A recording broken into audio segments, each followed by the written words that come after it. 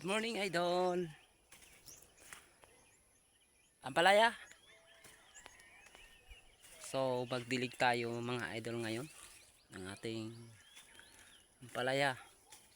Para sa ganon matustusan yung watering or watering drenching sa puno niya kasi alam nyo mga idol, how many days na, how many months nga hindi pa nagsubok ang ulan dito. So, buti yan dyan sa ibang lugar ay ngayon ay talagang nagparamdam na yung ulan sa inyo. Subalit sa aming lugar ay hindi pa talaga mga idol. So naghintay tayo ng ulan kung kailan ibigay ng ating Panginoon. So malaki na sana dalo. Pero nag once a week kami nag harvest ngayon.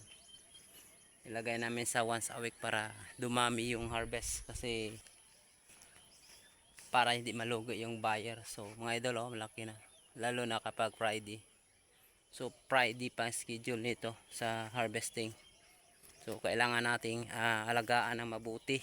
2 beses po tayo mag-spray sa isang linggo para mapangalagaan yung kagandahan ng ating ampalaya. So pangit ang ampalaya natin, medyo may sakit kasi hindi magandang panahon mga idol. Nag-survive lang to kasi mahina yung tubig natin sa baba. So mayroon pa naman tayong ma-harvest, hindi naman talaga lugi, kundi mayroon pa tayong nakukuha sa ating inilagay na puhunan mga idol. So shout out pala dyan sa mga nag-ampalaya. Magandang araw, happy Monday.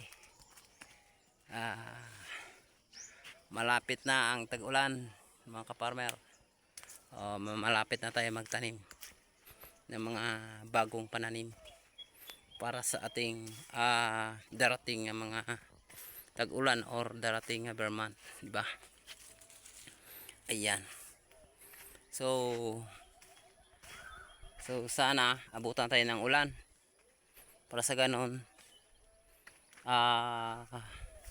magkaroon ito ng magandang tubo or magbigay ng maraming bunga.